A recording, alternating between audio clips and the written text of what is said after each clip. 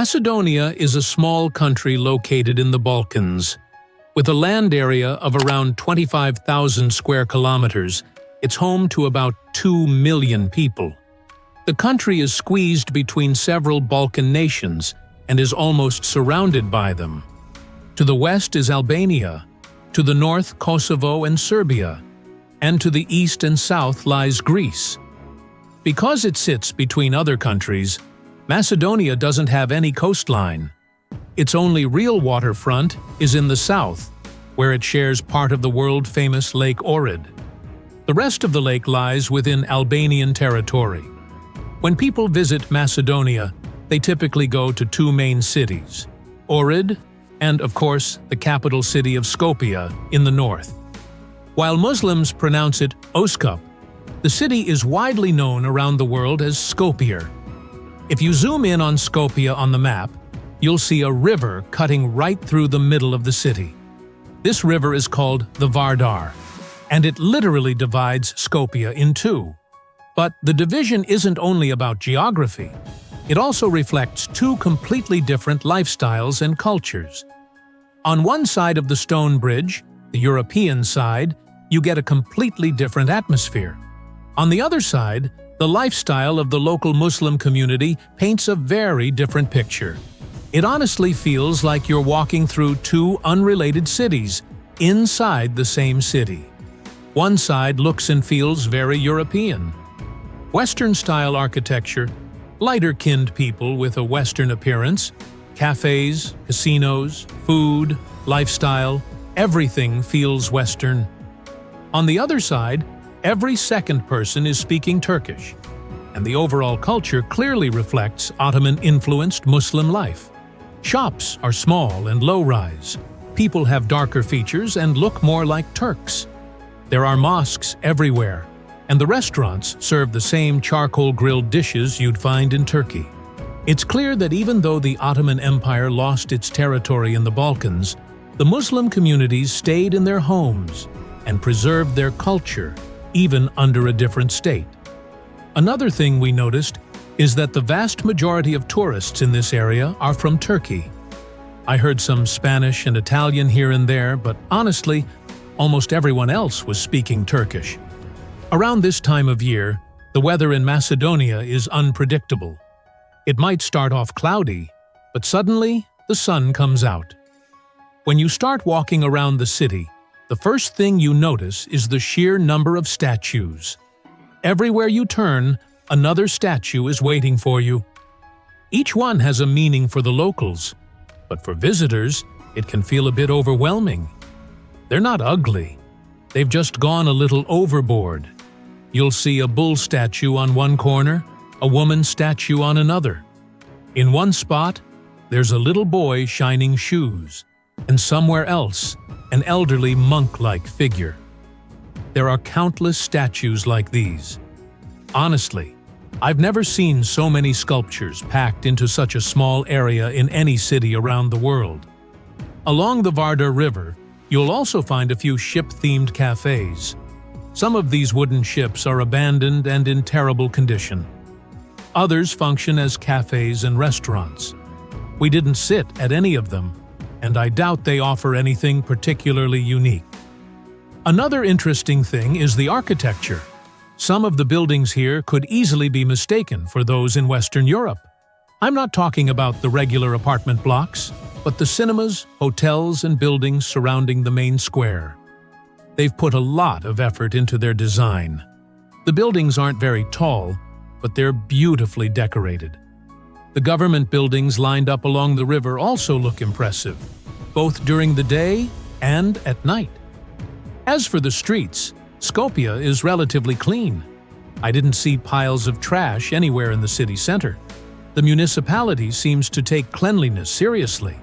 But at night, the city gets surprisingly dark. Still, if you take a walk in the main square at night, the peaceful atmosphere mixed with the warm glow of the street lamps gives you that I'm glad I came here feeling. I actually love these European-style street lights. They add a kind of artistic touch to the city. Their flag is also beautiful, and you can see it waving in many parts of Skopje.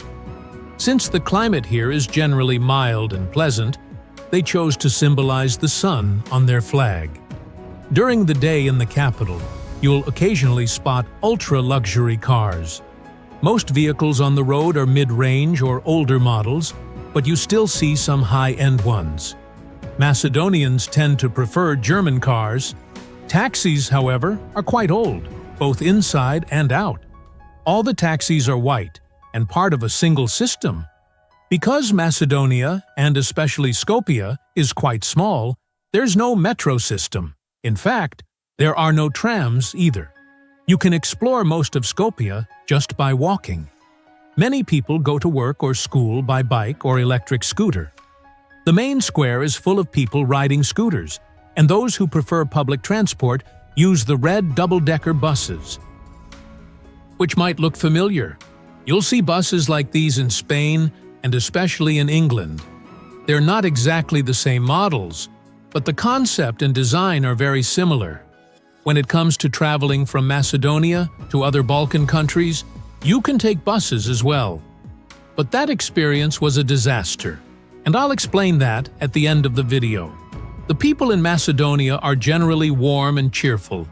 They seem to live stress-free lives. Even though the country isn't wealthy, people appear satisfied with what they have. Of course, some of the people you see, as in our case, are temporary visitors. Maybe it was just our timing, but we noticed a very high number of women in Macedonia. You see more women than men almost everywhere. Most of them seem to be between 20 and 35 years old, which suggests that the country has a fairly young population. If you stand on the bridge and watch people for just a few minutes, you'll notice that more than half look under 40. People here spend a lot of time in cafes, hours and hours just drinking coffee. No matter which Balkan country you visit, they all love their coffee. Macedonians are no different. They enjoy ordering a cup and chatting for hours. But I have to say this, people really pay attention to their personal care and the way they dress. Men usually keep their hair short and their beards neat. Women, on the other hand, almost always wear makeup and prefer stylish outfits. Overall, people dress in a very Western style, and some women in particular look extremely Western in their appearance. From what I've observed, the people here lack nothing when it comes to modernity or hygiene. If anything, they exceed expectations. For example, when you try to cross the street, almost every car slows down and gives you the right of way. Even this small detail says a lot about their sense of civility. But despite having so many young and beautiful people, this is a country that ends up losing its youth. Once they reach adulthood, many young people leave Macedonia and head toward more developed countries. As a result, the country itself isn't very developed and feels a bit behind the times. It clearly needs more investment and progress, especially outside the capital. Some buildings and roads really need maintenance. To become a truly developed Balkan nation, they need to be more productive. For example, how many well-known Macedonian brands are there in the world? Honestly, I don't know any, and I'm sure most people don't either. Expecting the country to grow solely through tourism and fruit and vegetable production is quite difficult. Aside from that, the Vardar River, which flows under the main bridge, has cycling and walking paths along its banks. People ride their bikes there all the time. Both the river area and many of the buildings in the city are covered with graffiti. The Macedonian government doesn't see these as harmful and allows them to stay. Maybe they think it adds color to the city. Newlyweds also love taking photos along the riverbanks and in front of the beautifully designed buildings by the water. On the other hand, the country has a large number of casinos. Even though nearly half of the population is Muslim, the casino industry is seen as a source of income, and people can earn money in whatever sector they like. In the capital, Skopje, you'll also find many public fountains, and you can drink from them safely. If you taste the water, you'll notice how sweet and clean it is. There's no need to buy bottled water in Macedonia, especially if you're at a cafe. You can simply drink to your heart's content from the fountains that provide fresh, natural water. But because of economic conditions, the number of beggars and homeless people is overwhelming. Beggars especially cling to you. And if they sense even a slight chance of getting money, they don't leave your side. Macedonians don't consider these beggars as one of them and tend to look at them negatively, regardless of their ethnic background. If an issue exists within the country, we can't separate it from Macedonia and pretend it's not there. In my view, Macedonia's biggest problems are its weak economy and the beggar issue. In the capital, you'll come across a beggar almost every 100 meters. They usually gather at the entrances and middle sections of the bridge, which is the busiest spot. Beggars often use children, and because people feel sorry for kids and give them money, it becomes a profitable cycle. They end up having more children and sending them out to the streets. When you offer them food, they refuse. They want cash. After a while, you realize they're not actually hungry. This has simply become a way of making money. If you stay there longer than 3 days, you eventually get tired of this and start avoiding them by walking several meters away whenever you see one. Besides the beggars, there are street vendors selling fake watches and perfumes. They usually have darker skin tones and likely belong to different communities. They try to sell tourists fake products as if they're real and demand high prices. If they claim the product is original, don't believe it. It's not. And honestly, I doubt they even pay taxes on what they sell, since it seems like completely unregistered work. Despite the huge number of beggars and questionable street vendors, you barely see any police. During my week of observations, I hardly came across any proper police patrols. The few police officers that were around didn't intervene in anything. There are also street performers trying to earn money by making music, and I genuinely respect these people. Many of them play beautiful music. Some do karaoke and add their own vocals, while others play purely with instruments. I didn't see many stray animals in Skopje.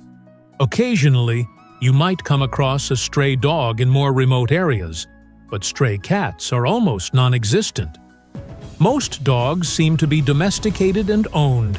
People walk their dogs around the capital, and the animals look well-behaved. When we look at income levels, our local friends told us that pensions are around 150 euros, and average workers earn around 500 euros. Many don't even make that much. The local currency is the Macedonian dinar, and its value is extremely low. For example, 1 euro or $1 equals roughly 60 dinars. For those earning euros or dollars, eating and drinking in this country is practically free. Even in clean, well-rated hotels in the center of the capital, you pay only about 250 euros for 7 nights with your partner. In the Muslim district of Skopje, the best quality restaurants charge no more than 30 euros for 2 people eating meat dishes, assuming you're not ordering alcohol. Do they offer anything special in terms of food culture? Honestly, I don't think so. Some dishes are things you can easily find in Turkey, while others are typical foods you'd see in almost any Balkan country. For example, they have a well-known place where they serve long kebab-like meat pieces with onions and peppers. They bring shopska salad and beans cooked in a clay pot on the side. Everyone should try it at least once, but it's not something exceptionally unique. For breakfast, they often eat plain pastry stuffed into bread. And if you want meat-filled pastry, the amount of meat inside is quite small. Yet, there are always long lines in these pastry shops. In Kosovo, Turkey, or Bosnia and Herzegovina, you can find pastries with much more filling. On the European side of the country, baked goods are also widely consumed. The only real difference is that many of them include pork. As you know, Muslims don't eat pork, and this creates some differences in food culture. If you're thinking of moving to the country permanently, you can apply for a residence permit. And according to our guide, the lively young Macedonian crowd you see in the main squares is a good sign of the country's welcoming vibe. There are also many young single women living here. Another way to obtain residency is by investing at least $4,000 in North Macedonia or by purchasing property. The country needs investment, and they don't turn away people who are willing to contribute. There's also a public market that operates almost every day. North Macedonia produces most of its own fruits and vegetables, so they don't rely heavily on imports. As a result, you can find affordable produce both in markets and supermarkets, though local markets are usually cheaper. There's absolutely no food shortage here, and you can easily maintain a healthy diet at low cost. If you want to live somewhere calmer and more peaceful, then Skopje isn't your best option. You should head south to Ohrid. This is where many wealthier locals and expats choose to live. The houses are mostly detached villas, and the area is quiet all year round. After Skopje, Ohrid is the most visited city in the country, and many people interested in moving here start by checking house prices in Ohrid. To give you an example, a standard apartment in the capital costs around 50,000 euros to 7,000 euros. But in Ohrid, you'll likely have to pay more than 50,000 euros for a home. Owning a car in North Macedonia, however, is much cheaper than buying an apartment. You can find a used car for as little as 5,000 euros. And if you want something newer and more comfortable to use for many years, around 20,000 euros is enough to buy a very good car. In short, car ownership here is easy and affordable. If you plan to travel from North Macedonia to Albania, Kosovo, or other nearby Balkan countries by bus, good luck.